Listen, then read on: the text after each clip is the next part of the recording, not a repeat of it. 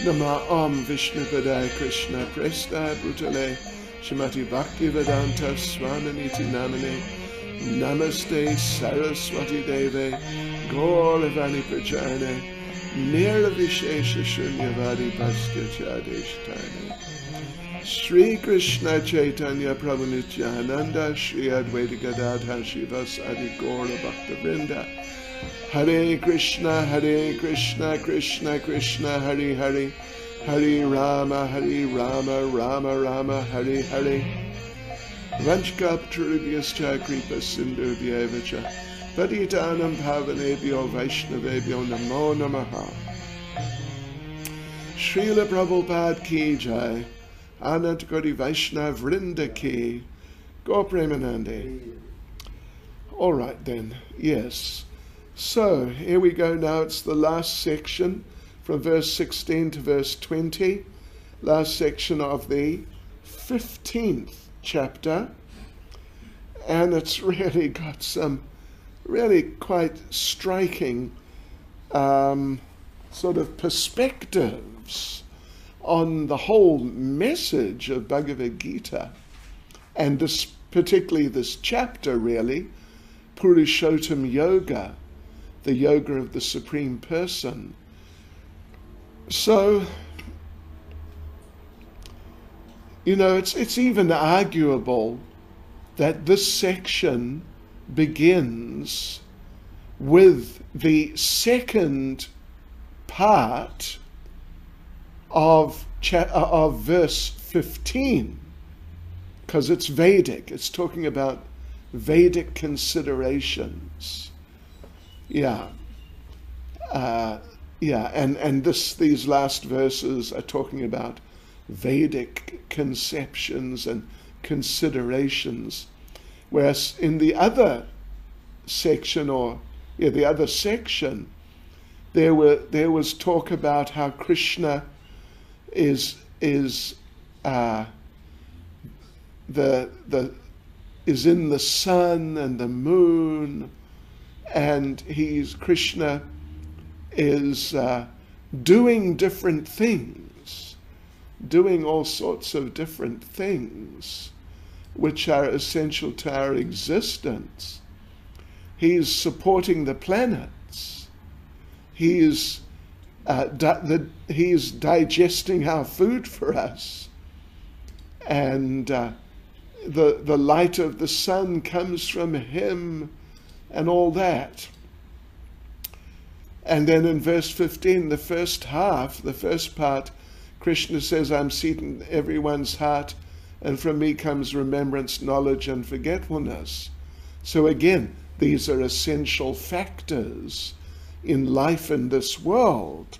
And that's really the focus of that section from verse 12 to the first half of 15. And then the second half of 15, by all the Vedas I'm to be known. Indeed, I'm the compiler of Vedanta, and I'm the knower of the Vedas. This is all connecting up with these verses we're going to read now. This last section, verse 16 to verse 20. Yeah. Anyway, we felt to not divide verses in half between sections. So, but I just thought I'd mention that. So now the thing is here,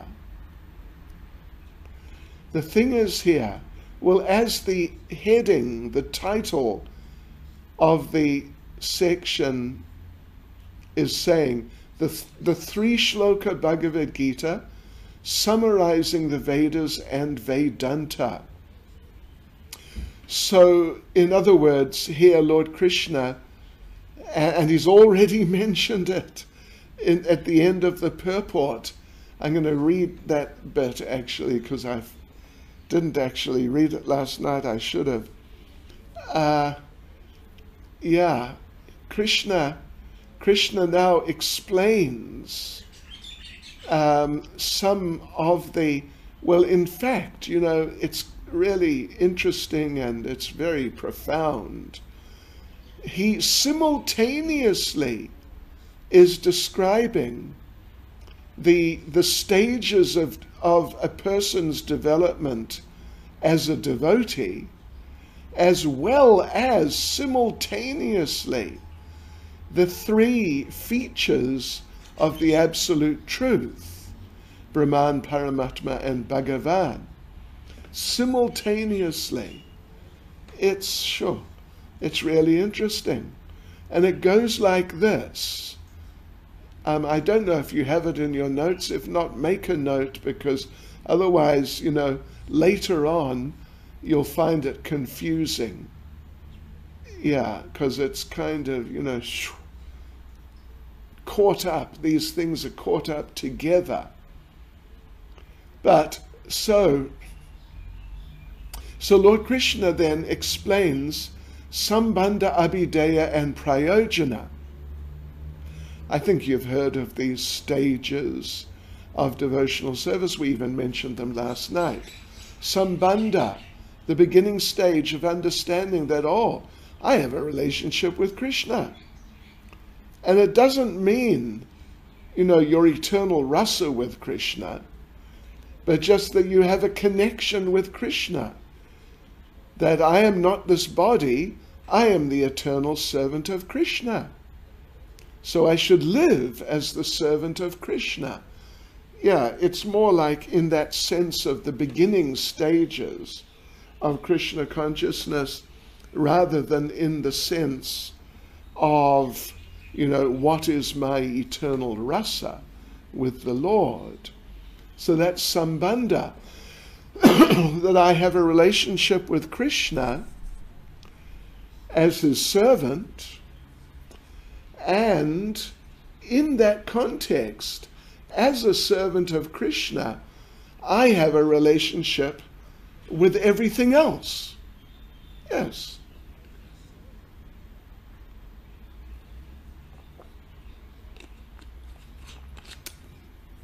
In a nutshell, you could say, I have a relationship with this whole world and everything in it, all the different whatever features and items and things are in this material world. I have a relationship with them in terms of their relationship with Krishna. So what does that mean practically? It means I should try to engage everything and everyone as far as possible in Krishna's service, because that's where everything and everyone belongs. They all belong there, at the lotus feet of Krishna. The things are all the paraphernalia of Krishna, the belongings of Krishna. Krishna's earth, water, fire, air, ether, mind, intelligence, false ego, and all the things which are made of those elements. Yeah, they're Krishna's. They belong to Krishna. So my relationship with them is in those terms that you belong to Krishna. If it's some person, you belong to Krishna. Yeah, you may or may not be aware of that, but it's true. So I will relate to you as a servant of Krishna. Means that while you're not a devotee, while you're just a materialist, I will try to preach to you, influence you, try to help you understand. And if you are a devotee, then we'll associate in Krishna consciousness. We'll hear and chant together. We'll discuss about Krishna, about devotional service together. And we will serve together like this. This is what Sambandha means, really, the real idea of it. Not that, do I have a rasa in conjugal, parental, or friendly, or whatever, servitude or neutrality. And then the next one is abhideya, which means putting or acting, living in terms of the relationship. The relationship is, he's my master, I'm his servant, so I will live like that. I will engage in the service of Krishna. That's abhideya. And then prayojana means, after however long engaging in devotional service, then by Krishna's grace, one will enter one's eternal relationship with the Lord. And one will meet Krishna face to face and go back to Godhead. Okay, so now those three things are described as follows. From verse 16 to verse 18, that is sambandha. And you'll see it as we read through the verses. You'll see how everything fits into that context. Then verse 19 is talking about abhideya, the process of devotional service. And number 20 is talking about prayojana, or the perfectional stage, ultimately going back to Godhead, entering one's relationship with the Lord. So that's there. I hope you made note of that. But now you see that the heading we've given the section, it begins the 3 shloka Bhagavad Gita. The 3 shloka Bhagavad Gita, not the 5 shloka. No, there's five verses here, of course, 16, 17, 18, 19, and 20. But we're saying the 3 shloka Bhagavad Gita, summarizing the Vedic literatures and the Vedanta, and Vedas include Srimad Bhagavatam too. So therefore, it is possible to see, and as we go through, we'll point it out, and I'm sure you'll see it, how verse 16 is talking about Brahman. Verse 17 is talking about Paramatma. And verse 18 is talking about Bhagavan, or Purushottam. Purushottam, the supreme person, even the supreme feature of the supreme person. So Brahman, Paramatma, and Bhagavan, these are the 3 features of the absolute truth. And there's a verse in Bhagavad Gita, in Srimad Bhagavatam, there's a verse, where is it now? Which verse is that? Brahman, Paramatma, Bhagavan? Second chapter. I know, second chapter. I know the verse very well. I just want to give the reference. Vedanti, Tat Va. It's,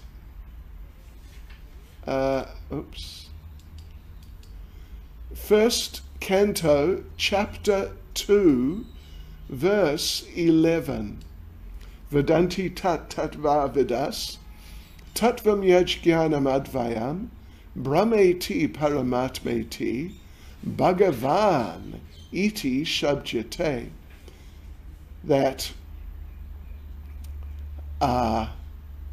those, well, anyway, the translation I'm looking at here, but let me just go right into the Bhagavatam and just have a look here to get the correct, the sort of normal, usual translation. Learned transcendentalists who know the absolute truth call this non-dual substance Brahman, Paramatma, or Bhagavan. So the absolute truth has these three features. Yeah.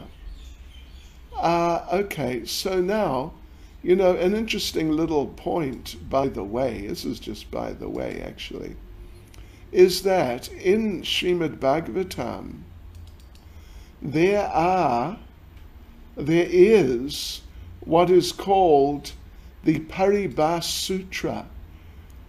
It means the essential definitive verse of the Bhagavatam, which is making it very clear what is the subject matter and what is the message of Srimad Bhagavatam. And that verse is 1st Canto, Chapter 3, verse 28. Anyway, that verse. How does that verse begin? Huh? Ete Chamsa Kalapamsa Krishna Stu Bhagavan Swayam. Yeah. That there are many forms of the Lord and partial forms, but Krishna is the original form. Right. That's the essential definitive verse. What is the Bhagavatam about? It's about Krishna.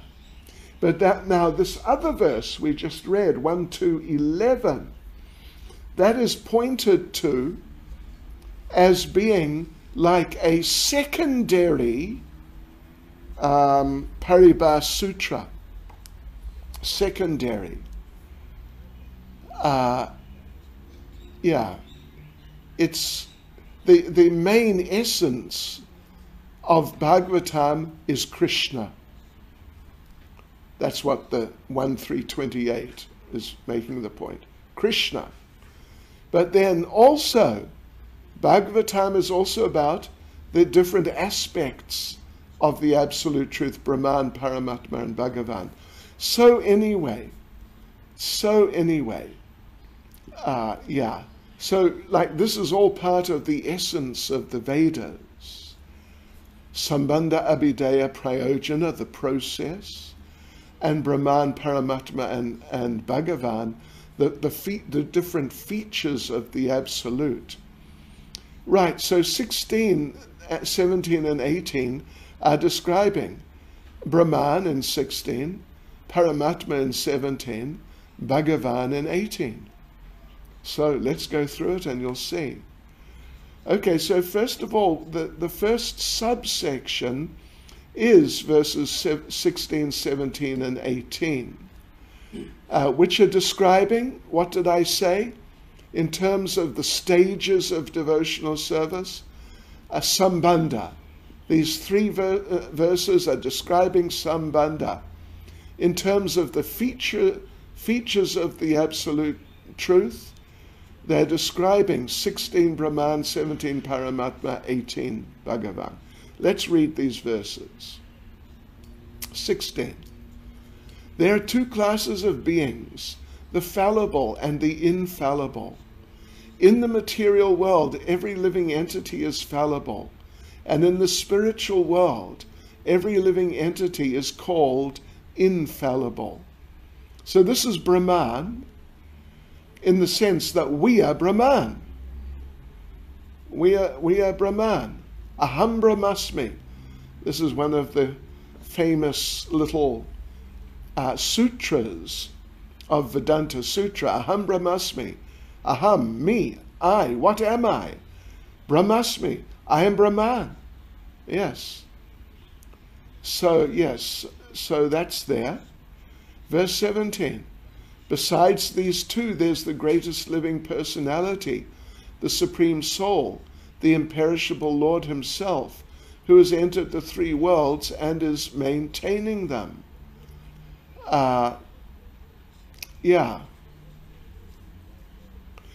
Right, so this is the Super Soul, of course. This is the Super Soul who has entered the three worlds, material worlds, and is maintaining them. That's definitely Paramatma. But it's also part of Sambandha Gyan, because we are here in the three worlds, and we are being maintained by the Supersoul. So that relationship is there. He is maintaining us. We are not maintaining him, and neither are we just independent from him. We have a relationship with him.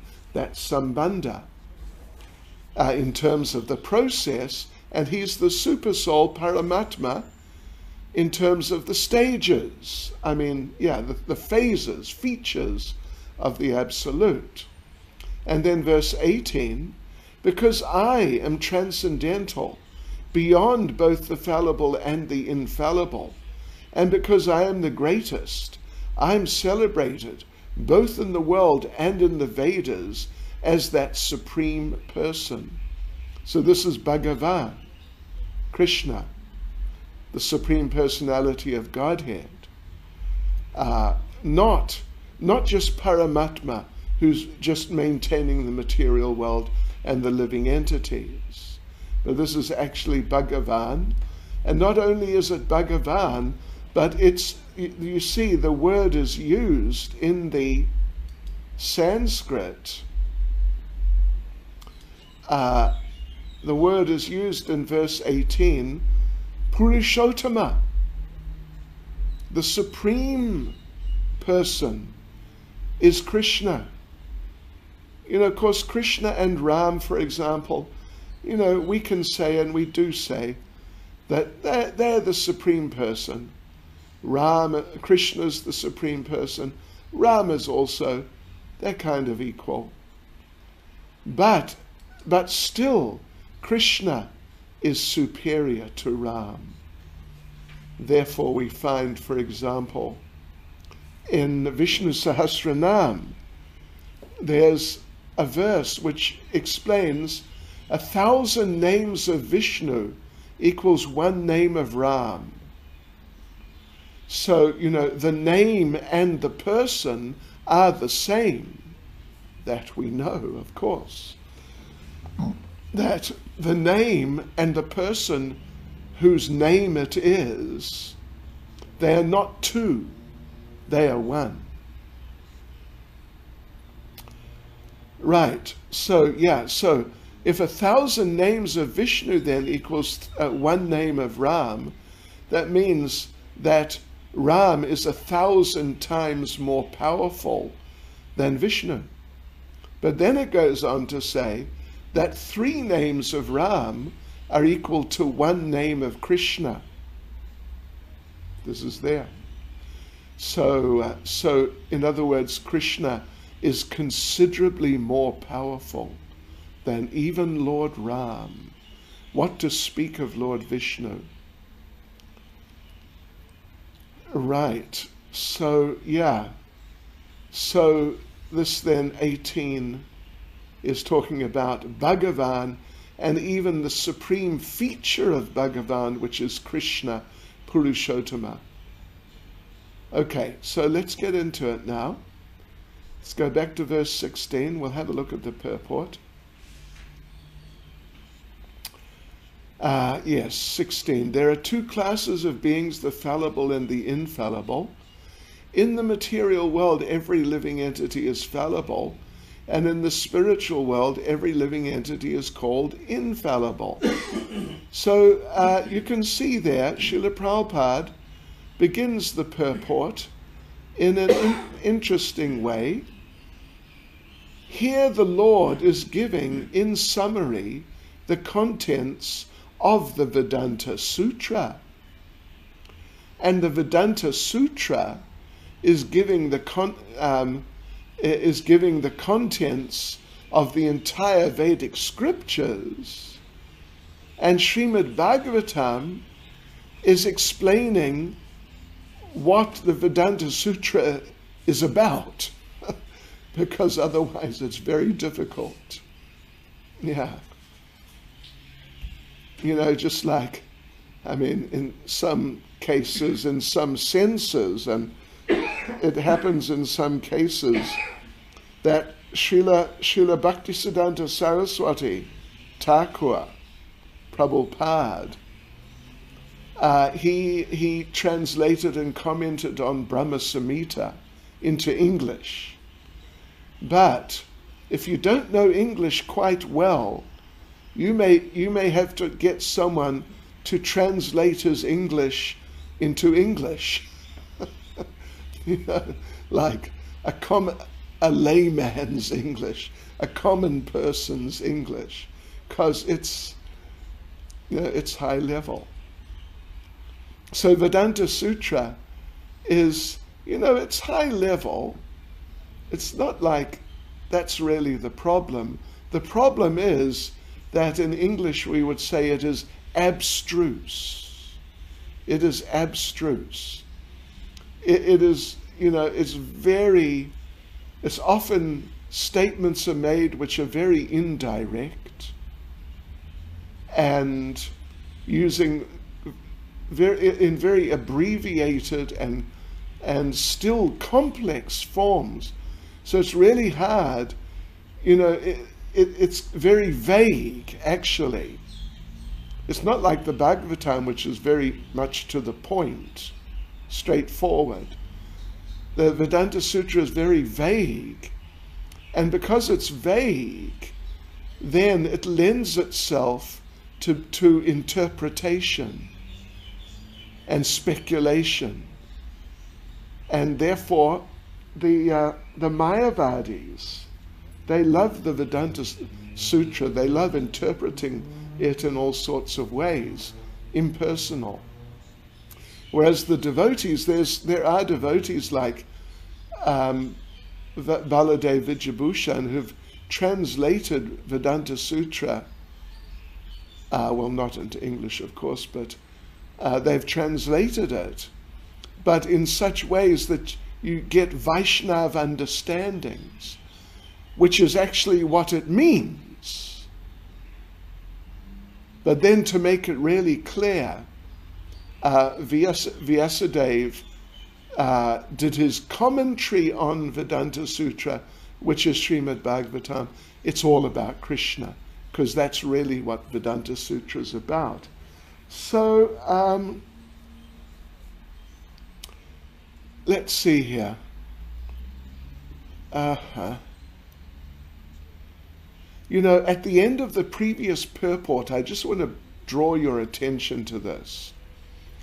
These three stages, Sambandha, Abhideya, and Prayojana, were referred to, and I didn't point it out clearly enough yesterday. Let me just read here from, it's just right at the end, more or less, of the purport of verse 15. One can attain perfection in three stages. By understanding Vedic literature, one can understand his relationship with the Supreme Personality of Godhead. By performing the different processes, one can approach him, in other words, engaging in devotional service. And at the end, one can attain the supreme goal, who's no other than the Supreme Personality of Godhead. Right, so, so as part of the Sambandha Gyan, relationship of us with Krishna, first of all, and Krishna with us, relationship of us with the material world, as we mentioned, in terms of the material world and our relationships with Krishna, and then our relationships with other living beings, with other living entities. And in this world, of course, Prabhupada goes to some lengths in the purport. Particularly, it's both paragraphs, actually. It's both paragraphs. Prabhupada distinguishes, as he's done many times before in Bhagavad Gita, between the fallible and the infallible. In the material world, every living entity is fallible except those who are advanced devotees. But in the spiritual world, every living entity is infallible, just every single last one. So Prabhupada delineates in different ways the differences between these two. the fallible and the infallible. This is relationship. This is relationship. This is sambandha. Yeah. Prabhupada talks about to explain one thing at least, to distinguish the fallible from the infallible. In the second paragraph, Prabhupada explains how the fallible, all of us here in the material world, we are living within these material bodies, and generally people are identifying with them and living as if they were the bodies. But our bodies go through 6 changes. We're born, we grow, we reproduce, we age, and whatever else. What is it now? Birth, growth, duration. Yeah, we exist. We're born, we grow, we exist, we reproduce, then we age, we dwindle, and we vanish. So we go through these changes here. Every single one goes through those changes. But in the spiritual world, Prabhupada says, the body does not change. There's no old age. There's no birth. There's no death. You're going to be whoever you are in your eternal position as a eternal perfect devotee. You're going to be like that forever in the spiritual world, because it's just what you are. Right, so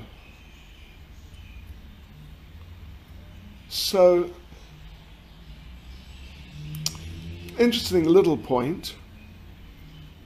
Srila Vishwanath Chakravarti Thakur comments that as Krishna, as if Krishna is speaking, because I am the knower of the Vedas, I will speak in brief the essential meaning of all the Vedas in these 3 verses. Please listen, including this verse. Yeah, in these 3 verses. Yes, so the process, sambandha, that part of the process is there. Our relationships with each other, particularly. Brahman, and then Brahman. We are Brahman. As eternal spirit souls, we are Brahman. That particular feature of the absolute truth, that term can be used for us. Okay, verse 17. Besides these 2, there's the greatest living personality, the Supreme Soul, the imperishable Lord himself, who has entered the 3 worlds and is maintaining them, as we said. And you can see it's obvious. This is definitely the Super Soul. It's definitely not us. But it's not Bhagavan. It's not Krishna from Vrindavan himself. It's his expansion. Right, so this is Sambandha Gyan of our relationship with the Lord. We're being maintained by him. And the world and everything in it which we're involved with is all coming from him, maintained by him. That's relationship. Yeah. So, and in terms of the different aspects of the absolute truth, Brahman, Paramatma, Bhagavan, as we said, it's Paramatma. Right.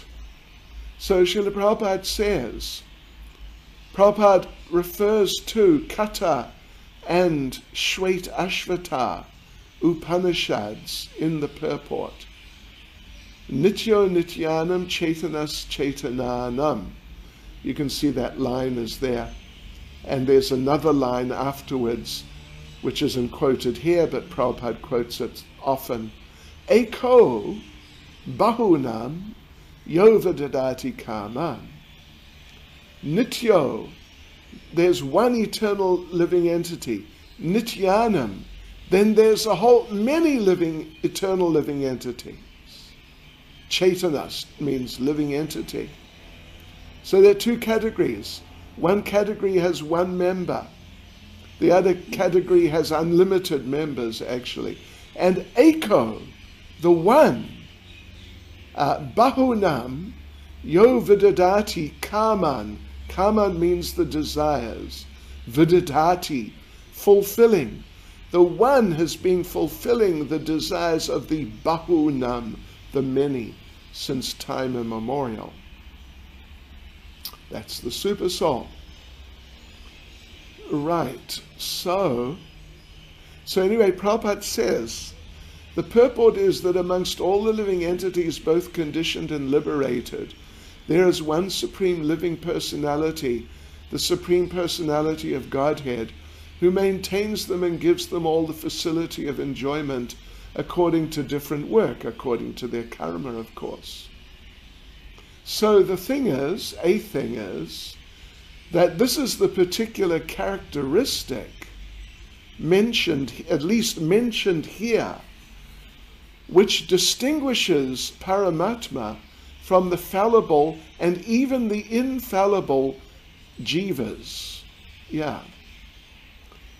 It distinguishes him even from the infallible, as they are not maintaining the three worlds. They're definitely not doing that. They are not pervading the three worlds and in this way maintaining them and maintaining us. He is maintaining them also and us. So Prabhupada concludes the purport by stating that Supreme Personality of Godhead is situated in everyone's heart as Paramatma. A wise man who can understand him is eligible to attain perfect peace, not others. Okay, verse 18. Because I'm transcendental, beyond both the fallible and the infallible, and because I am the greatest, I am celebrated both in the world and in the Vedas as that Supreme Person, the Paramatma, the Purushottama, the Purushottama. So this is in terms of the features of the Absolute. This is clearly talking about Bhagavan and even about Sri Krishna himself, who is the highest aspect of Bhagavan, higher than the other personalities, who can certainly correctly be referred to as forms of Bhagavan. Like we mentioned Lord Ram, Lord Nrsingadev, Matsya, Kurlama, Varaha. These are not Paramatma. These are all forms of Bhagavan. But they're not on the level of Krishna. He's higher. He's the original. So therefore he's Purushottama, the ultimate person.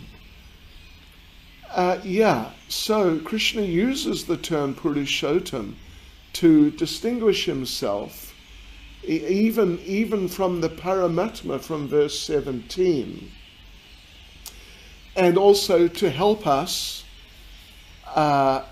understand our relationship, our sambandha with him, not just with the super soul who's maintaining the material world, but we also have relationship with Krishna who's in the spiritual world.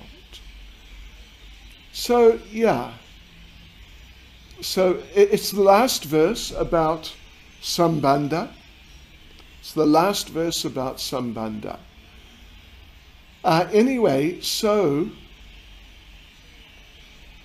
Prabhupada, first paragraph, there are 3 paragraphs in the purport. And Prabhupada in the first paragraph emphasizes how Krishna is greater. How Krishna is greater than anyone and everyone, and just how he's the greatest. It's not mentioned here, but there's an interesting word in Sanskrit which Prabhupada uses, and it appears here and there in our literatures. It's the word asamurdva, which means no one is equal to Krishna and no one is greater than Krishna. even other forms of himself are not equal to Krishna. Right. That's asamurdva. The second paragraph, Prabhupada refers to the word loke. Loke, just have a look here, loke. Etosmi loke vede cha. Yeah. Loke. The word loke, Prabhupada's explaining, and it's actually, it's a point which is made by both Srila Vishwanath Chakravarti Thakur, Srila Baladev Vijayabhushan, our main commentators on Bhagavad Gita. They both make the same point, that the word loke can be taken to mean in the Smriti scriptures. Smriti means like Bhagavad Gita, the Puranas, including Srimad Bhagavatam. Yeah. That the purpose of the Vedas is explained in those scriptures, not, well, shall we say, more than in the four Vedas. The four Vedas, they're basically the Karma Kandiya section. They are Shruti. But then there's a second section of the Vedic literatures which is called the Smriti, and that includes the historical literatures, Itihasas, Ramayana, Mahabharata, includes all the Puranas, including Srimad Bhagavatam, and there's also Upa Puranas, secondary Puranas. So they are Smriti. And they even, the Sanskrit they use is somewhat different grammatically from the Sanskrit of the four Vedas. Yeah, so this point is being made here. We should try and get this point. That loke, that word loke, is being taken to mean or to refer to the Smriti scriptures, that part of the Vedic literatures, as distinct from the Shruti, the four Vedas, because the Smriti, particularly like Mahabharata, particularly Bhagavad Gita from Mahabharata, then the Puranas, and particularly Srimad Bhagavatam, which is one of the Puranas, the last one, they are specifically pointing out Krishna and our relationship with him, how we have to reawaken that, live in our relationship with Krishna, become pure devotees and go back to Godhead. It's a slightly technical point, but it's an important one. Right, so then, in the last paragraph, Prabhupada's pointing out mainly how Paramatma is the localized aspect of Bhagavan. Yeah, Bhagavan is higher. All right. So, okay. So that's Brahman, Paramatma, and Bhagavan. And that's the description of Sambandha in terms of the development of devotion, of Krishna consciousness. I hope you're with me. Now let's go on to verse 19, which we said, now it's no longer dealing with Sambandha, and it's particularly dealing with Abhideya, with the process. Okay, that's verse 19. Whoever knows me as the Supreme Personality of Godhead without doubting is the knower of everything. He therefore engages himself in full devotional service to me, O son of Bharata. Yeah, so it's about service to Bhagavan. So in other words, in terms of reference to the different features and aspects of the Absolute Truth, this is also continuing the discussion about Bhagavan, Krishna as Purushottam. So, and it's interesting, you may note that in the verse, in the Sanskrit, Lord Krishna again refers to himself as what? As Purushottama. Yeah. So in terms of the stages of our development of Krishna consciousness, the point here is that the result of sambandha, the result of understanding our relationship with Krishna and all the other relationships with Krishna, is that we'll become inspired. Yes, I must serve him. Yeah, and that's what's happening here. Anyone who knows him like that, through sambandha, will take to devotional service.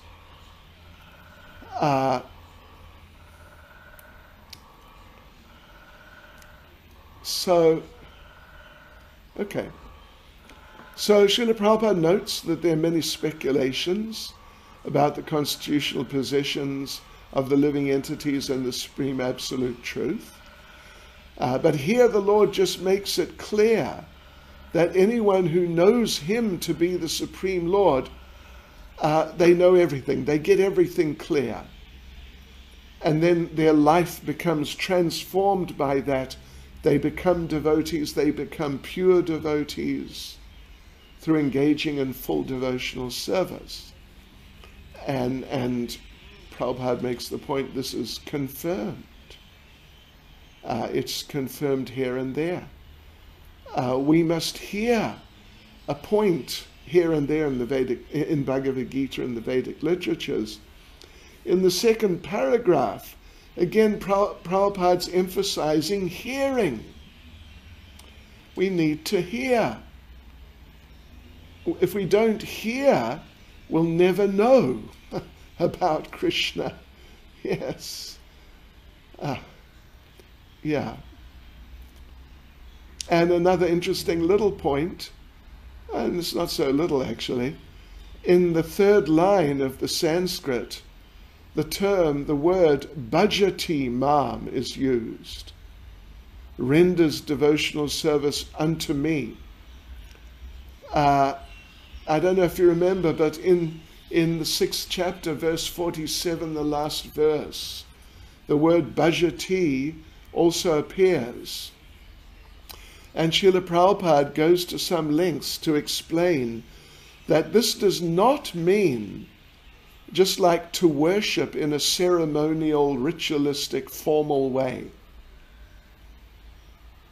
Because oftentimes people take the word to mean like that. But the root is bhaj. And bhaj means ultimately to render devotional service to the Lord in a mood of love. Yeah. So, okay. So that's pointed out in the third paragraph here. Well, in paragraph 2, Prabhupada's talking about how we have to hear. And he makes the point, Prabhupada, he has sometimes this tongue-in-cheek type of sense of humor. In the second paragraph, Prabhupada says it's if we read it's the third sentence, here Krishna distinguishes everything very nicely, and one should hear from the source, Krishna and his representatives. Simply to hear like the hogs is not sufficient. One must be able to understand from the authorities. And we shouldn't just speculate academically. All right. And then in the last paragraph there, Prabhupada makes the point, there's no need, we don't need to do anything other than engage in devotional service. And hearing is, of course, a form of devotional service. Hearing, chanting, we can just engage in all the different processes of devotional service. So, in other words, Prabhupada makes the point here, there's no need for any other spiritual process if one has come to devotional service. If one's come to devotional service, it means he's already come to the point, like the ultimate point, because he's engaged in the devotional service of the Lord. He's ended all preliminary processes of understanding. All right, now we have a question here for you devotees doing Bhakti Shastri based on this verse 19. And we're referring here to Chaitanya Charitamrita Madhya Lila chapter 6, verse 82 purport. Madhya Lila 6:82 purport. One should understand the Supreme Personality of Godhead only through the evidence presented by the Shastras and the Mahajans. In any case, one must have the mercy of the Lord in order to understand the Supreme Personality of Godhead by devotional service. So the question is, citing a purport, referring to a purport that was mentioned in class about knowing the Supreme Personality of Godhead through devotional service, one should understand the Supreme Personality of Godhead only through the evidence presented by what? And the who? By the Shastras and the Mahajans. In any case, one must have the mercy of the Lord to understand the Supreme Personality of Godhead by devotional service. So the answers are Shastras, Mahajans, and devotional service. Okay, so here now is the last verse, 20, which is talking about prayojana, coming to perfection. Verse 20, this is the most confidential part of the Vedic scriptures, O sinless one, and it is disclosed now by me. Whoever understands this will become wise, and his endeavors will know perfection. Perfection, pure love of God, going back to Godhead. That's what he's going to get. So this verse summarizes the whole chapter, really. Prabhupada begins the purport. The Lord clearly explains here that this is the substance of all revealed scriptures, and one should understand this as it's given by the Supreme Personality of Godhead.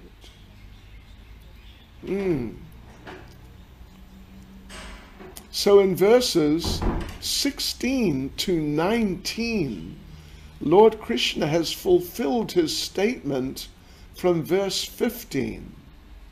Did you catch that? Verses 16 to 19.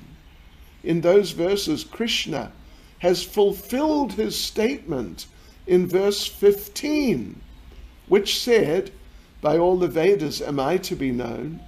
Indeed, I am the compiler of Vedanta, and I am the knower of the Vedas. So to conclude the chapter, Srila Prabhupada gives a very interesting summary of the whole chapter at the end of the purport. I'm just going to read it. It'll take just 1 to 2 minutes. While one is performing devotional service in the association of pure devotees in full Krishna consciousness, there are certain things which require to be vanquished altogether. The most important thing one has to surmount is weakness of the heart. The first fall down is caused by the desire to lord it over material nature. Thus one gives up the transcendental loving service of the Supreme Lord. The second weakness of the heart is that as one increases the propensity to lord it over material nature, he becomes attached to matter and the possession of matter. The problems of material existence are due to these weaknesses of the heart. In this chapter, the first 5 verses describe the process of freeing oneself from these weaknesses of the heart. And the rest of the chapter, from the 6th verse through the end, discusses Purushottam Yoga. Thus end the Bhaktivedanta purports to the 15th chapter of the Srimad Bhagavad Gita in the matter of Purushottama Yoga, the yoga of the Supreme Person. Hare Krishna. Srila Prabhupada Ki Jai.